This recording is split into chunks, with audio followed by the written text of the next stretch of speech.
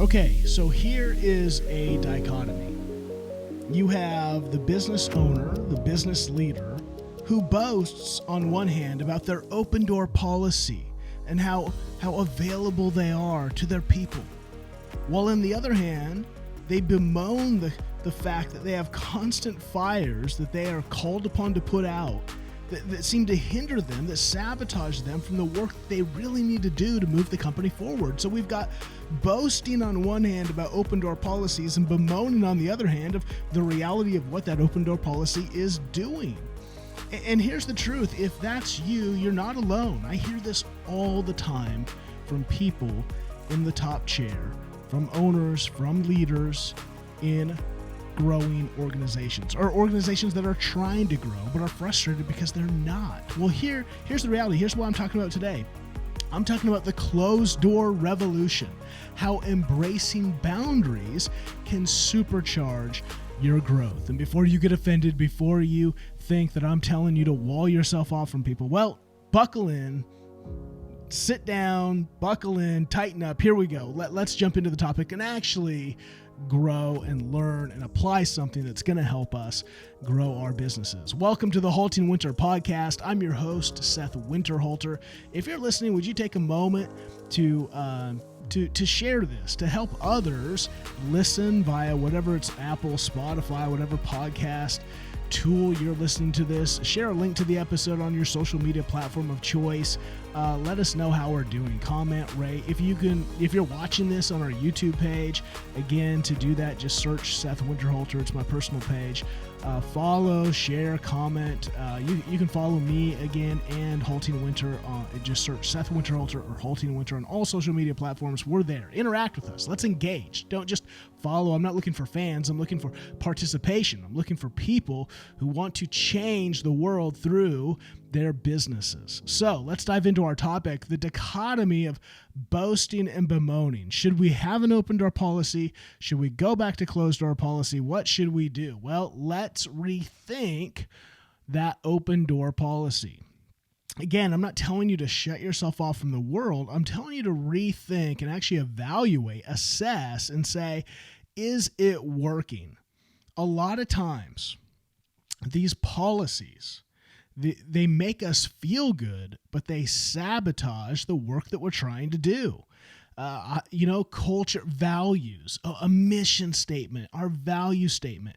Like, do you know how many meetings I'm with high-level leaders of organizations who, A, can't even quote me their values. They've got to look them up. They know a few. But again, it's 18, 20 values that are so culturally appropriate to make everyone in their igloo brother feel good about themselves, but they don't. No one lives up to them. No one knows them. They're just like emotional blankets for toddlers. And I hate to I think there is a reality for some of these, and we do need to be mindful of how we treat each other in the organization and how we treat our customers. But there just seems to be a lack of common sense happening. Like, when did we lose the common sense to treat people better than ourselves? Isn't that the golden rule that we instill in children? Treat people like you treat yourself. Like, I don't think it's that hard. And here, I don't want a soapbox. The issue is we are creating then a culture that appears, that makes us appear like we're loving and caring, when in fact, that very thing, like an open door policy, is causing so much friction, so much stress and frustration that we're not giving our best to the people that we're trying to serve. So that's why I want us to think about your open door policy and think about these three things. A, is it just giving you constant interruptions? No one can handle constant interruptions. No one is paid. No one should be paid. Let's put it that way, to just handle constant interruptions. We are paid to move things forward, not to be putting out fires. Fires will happen. The reality is things break, things falter, things happen.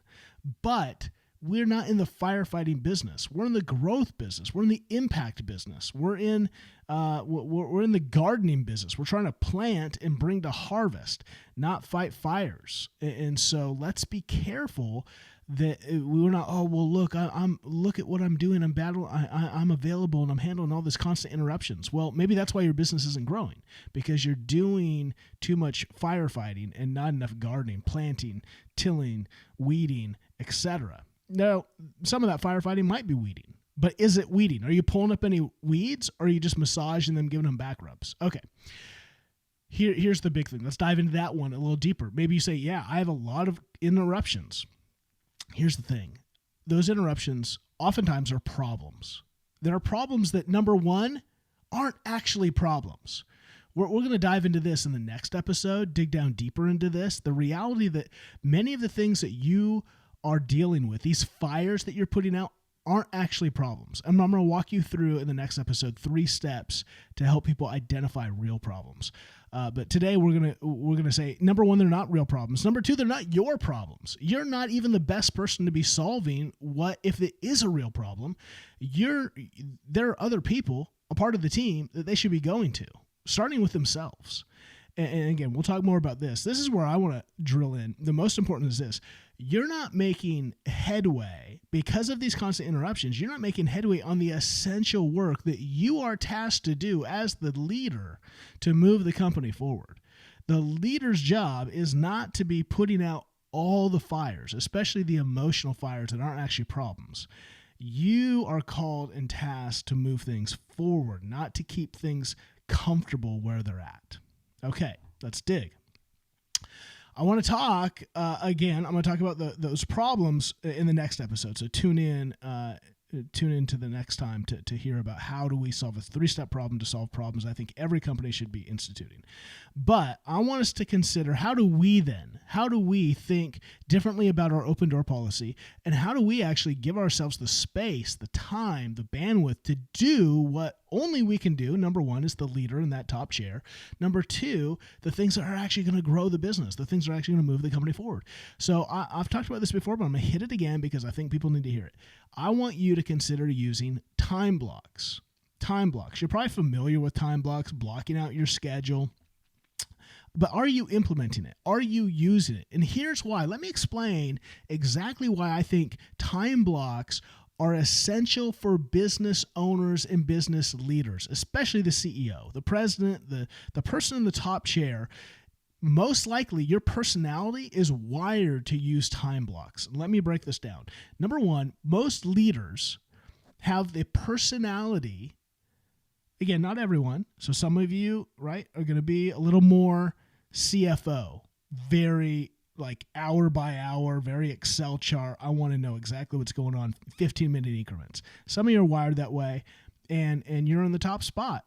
I don't think most key leaders, visionaries, thrive well that way. Not that I've met. I think very few are. Most of them are CFOs. There are people in that spot.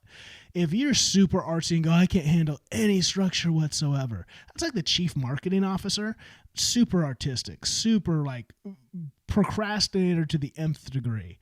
And that's why they stay in that seat, because we need that creativity, but that structure and that personality doesn't thrive well in the top seat, because you're always looking for a fire. You're always procrastinating and never really moving the ball forward. So that's why, again, we need those people. We need CMOs. We need CFOs. We need the different positions, different personality types.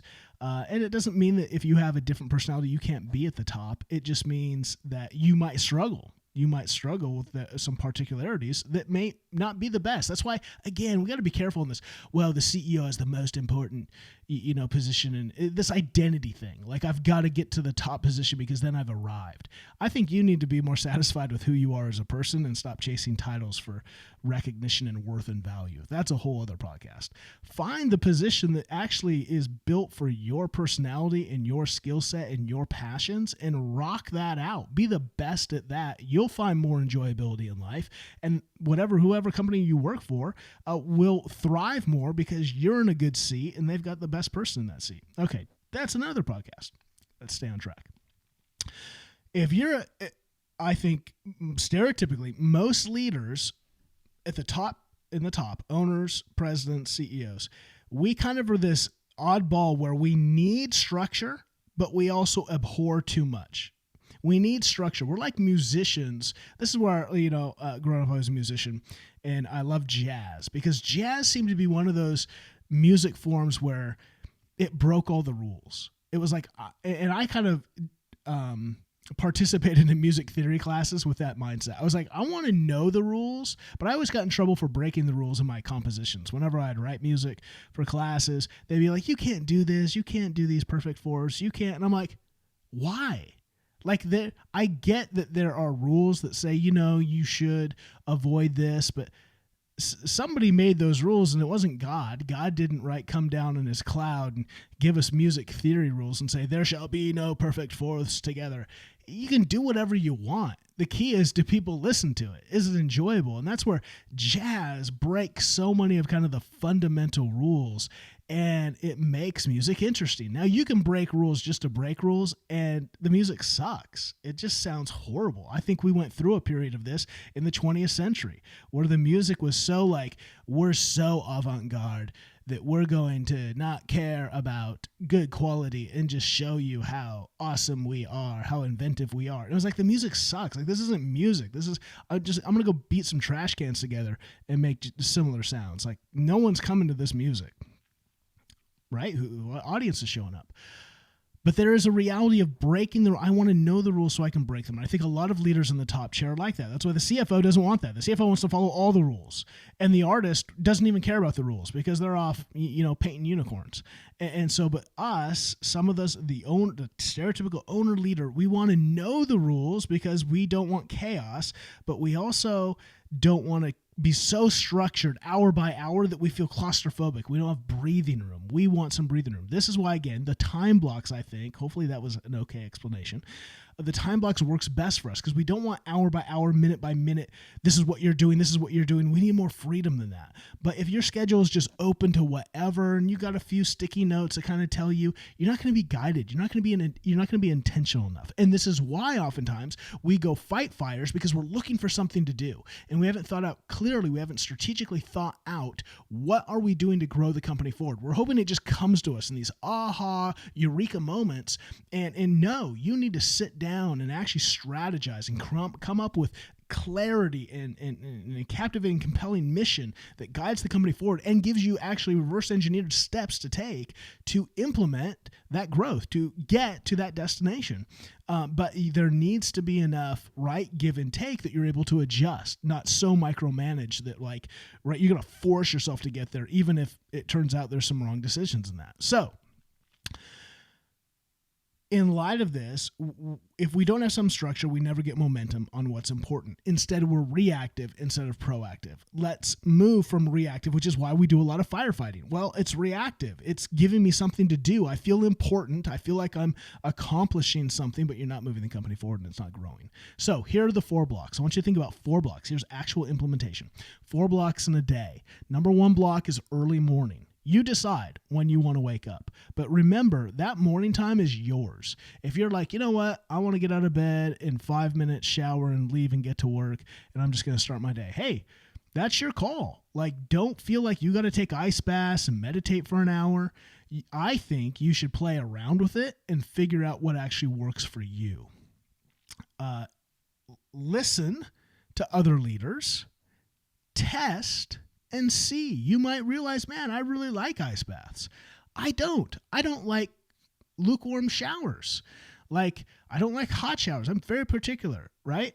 I'm not interested in ice baths. I don't care. You could tell me the health benefits. It's the same thing. I like an occasional cigar. I don't care what the health benefits are. I don't care if I'm going to live 2 more years, 5 more years. I want to enjoy some of today, right? I think that these are the lines and the choices that we make. You can eat all the kale you want and live to 120, but guess what? You're going to be really frail because you have no protein in your body. And so I don't want to live a frail life. So if it shortens my life, but I live a more fuller life right now, okay, these are the things we have to ask ourselves. And remember, you do you. Stop putting your CrossFit and your kale diets on everyone else and judging them thinking that we're lesser. And no one is lesser. You get to choose your own adventure. You get to choose the sacrifices and the desires that you want. And that makes life enjoyable on an individual level and I think on a community level, because I got to find out what you like and I get to see if I want to test that. And maybe I don't. Maybe I like what I like. You know, this podcast has so many podcasts inside of it, but hopefully it's helping us just go, man, that's right. There's so much to think about in life that I can get off the rails and just be weird. So early morning, you do you. You figure out what you want. What do you need? Here's what I would ask. Maybe it would help you think. What is going to catapult you into the day with energy, with focus, with joy and momentum? Like, do that. Create a morning habit that gives you energy and momentum. Like, I want to wake up early. I like waking up early. I like waking up with the sun.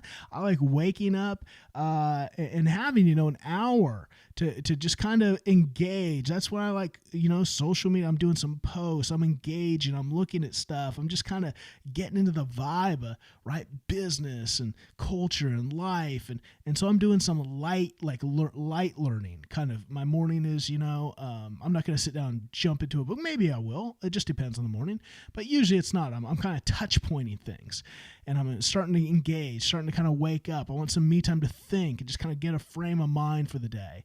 I want to look at my to-do list and figure out what is really what I've looked at it the night before, but now I'm looking at it again in the morning, just adjusting, fine-tuning, getting ready, preparing for battle. That's what my early morning is about. It's you time. Get your mind ready for the day. Now comes your second block. You determine how long you want that first block. And all the blocks don't have to be the same time. That early morning block might be an hour. It might be 3 hours. Totally depends on you. Then the second block is what I call work priority. Most people work the best the first thing in the morning. The first things that you put your mind to usually get the best attention. And if that's not you, you're an anomaly, and great, then you do you. But be mindful. When is the best time for you to really focus, to really drill down, to really make headway on stuff? That needs to be your work priority time, and that needs to be a closed door time. I believe this is why an open door policy, just total open, is baloney idiotic. All of you, from the top down, need intentional time to say, what am I hired to do?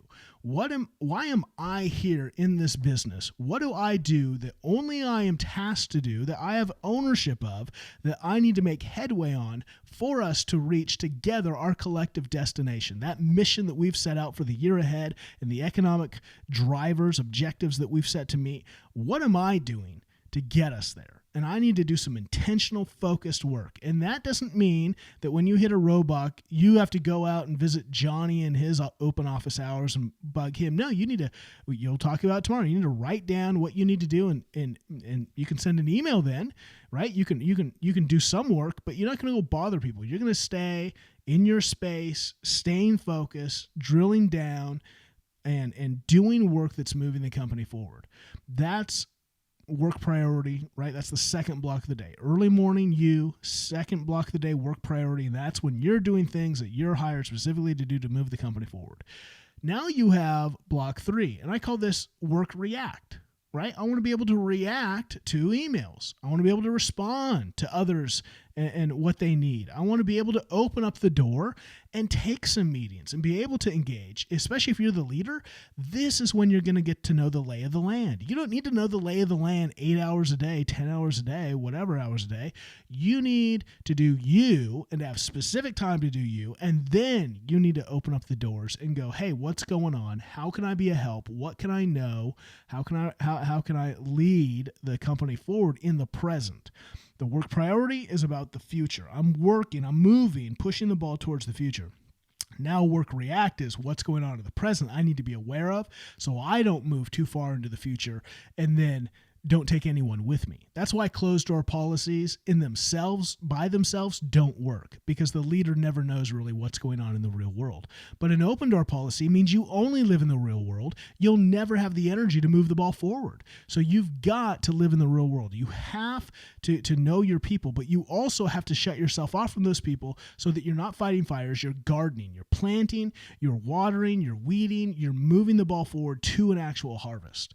Okay, so 4 blocks. The fourth one is the evening. And this is where I think a lot of leaders don't do this block well, because you have not worked with priorities, so you don't feel like you've been accomplished that day. You responded to fires, and a lot of those fires are not real problems. They're emotional. We'll talk about it tomorrow. They're emotional issues, and I'm going to help you deal with some of that. And so you bring all that home. You bring the frustration of you didn't feel like you did anything worthwhile. You didn't move the ball forward, so now you have frustration there. And you have the frustration of just emotional chaos that you're dealing with because you're living in like a child care center instead of a business. So the evening doesn't need to be that. The evening needs to be time for your family, for your friends, for relationships, for solitary, for rest, right? It's a time to, I say, love others and love yourself. Love others by pouring out into healthy relationships. Love yourself by recharging for the next day, by being loved on, right? That's why we're in relationships. We can love others and others can love on us. Be careful, because if you are a firefighter, if you spend most of your day doing fires, guess what happens? You come home and then you just fight fires again. And this is why a lot of leaders in the high chair just don't want anyone in. They're so burned out by people. But can I be honest? It's partly your fault. Because I know I'm speaking to myself. I've done this where I fight fires all day, and then I come home and feel like I'm just in that mode of fighting fires. So I'm here to fight the fires for my wife. I'm here to fight the fires for my children. What can I do? What can I solve? And I'm still working instead of in relationships to be like, hey, how can I just love you? How can I just listen? I don't need to solve anything, right? Half the time my wife doesn't even, more than half, 90% of the time, she doesn't even want problems solved. She just wants to be heard. So same thing with children. They just want time. I think this is where we'll talk about it tomorrow. In work, some people come to your office just because they want to be heard. Just because their relationships are so jacked up, they're not getting loved on, so they're looking for you to love on them. Oh, so many things. So evening time is a time to recharge for the next day. Are you filling your tank, right? This is where weekends are an extended time to fill the tank. But your evening should be you. Yes, there's the reality of relationships take work. But man, if you're just in work mode all the time, you're not doing yourself any favors. You're not actually, I think, living the way life's meant to live. And that's why you might feel burnout, why you just might feel exhausted in all of life, because your schedule's dominated by others. It's not led and intentional by you, okay? So close your door during work priority times. Teach others that that's important. It's important for them to have focus time, to be able to grind and do what only they can do, what they were hired to do, why they're important to the team. Then have open door time to connect, to solve problems, to get the lay of the land. You need both if you want to be successful. You can't just have an open door policy. You can't just have a closed door policy. You have to be intentional and say, what do we need? And at what times do we need them? You might go into seasons where you have less open door because you are so all focused on, we got a product, we got launch, we got to get stuff done and stop bothering each other with pointless, trivial weirdness. We need to close up. Maybe open door hours happen 1 hour a day, right? Or we'll talk about it tomorrow. And sometimes it's a lot more free, right? You had the wins. You're kind of, you're breathing a little bit. And so you do more open door. You have some events. You do some camaraderie things. Like, be mindful of what does your business need. Don't just schedule things because we need it on the schedule because now we look like a healthy company. Oh, just assess. Like, actually evaluate things and see what works and change it. Make your business as a living organism, right? Tune it up. Make sure things are being used as effectively as possible to suck out as much growth and momentum as possible. So perhaps you need help. Perhaps you say, Seth, we're really messed up. We don't have any boundaries. I don't have any boundaries in my life. People just come whenever they want, and I'm there to answer. That's why I'm tired, I'm exhausted, I'm burnt out. Maybe you need some personal boundaries. Maybe your company needs some healthy boundaries to say, what are our rhythms? What are our structures? Why are we doing them? What's the intentionality behind them? And are they producing the fruit that we actually want? If you need help, man, I encourage you, schedule a discovery call with me. Let's get on the phone free of charge and let me just hear what's going on with you and see if I can, even on that call, give you some insights, give you some touch-ups so that you can move forward. If you say, man, I really want to dive deep in this, I would encourage you, check out Small Biz Flight School, smallbizflightschool.com, small biz, B-I-Z, flightschool.com. Go to that link and you can read about our program, hear about our program, watch the video. We're helping. It's a 6-month program to help businesses tune themselves up. And one of the things I do with the particular coaching is help you tune up yourself so that you can lead a thriving organization. If you're not healthy, how's what you lead going to be healthy? That's why it always starts with you. It starts with the leader. We got to get you clear about your life, clear about your rhythms, clear about your schedule so that then you can give your best to the people and the things that you love and lead. So take action today. Number 1, assess your daily rhythms. Are they working? Are they not working? Why? Why not? Number 2, consider creating blocks of time. What are the 4 blocks of time? What does your morning look like? What does work priority look like, where you do what only you are hired and tasked to do? What is work kind of react when you open yourself up to say, how can I be of best help to the people around me? How can I serve the team more? More outward focus towards relationship. 4, evening. How do you turn work off and love and engage the people in your life, the relationships in your life, so that you can both love and be loved, so that you can fill up your tank to then pour out tomorrow in the things that you're called to do. Okay? Create the blocks of time, schedule your week then via those blocks, and communicate to others. I think you need to communicate your schedule so that others then know, that there's intentionality behind it. He's not just closing his door because he doesn't want to see us. She's not just walling herself off because she's tired and frustrated by us. There's intentionality, and we should learn from that. We should go, are we being intentional like they are? So hopefully as you do that, it bleeds out into your company and go, wow, we need to be more intentional with our time. Take ownership of your life and your schedule. You'll notice that when you do this, you start crossing off the big things that have been on your to-do list for far too long. And you'll see your business start to soar higher than ever before. Okay? Tune in next time, in just a couple days. Tune in next time as we continue giving you insights on how to grow your business to get you out of the weeds, off the runway, and soaring higher into the air, higher than ever before. I'm Seth Winterhalter. This is the HaltingWinter Podcast. Until next time.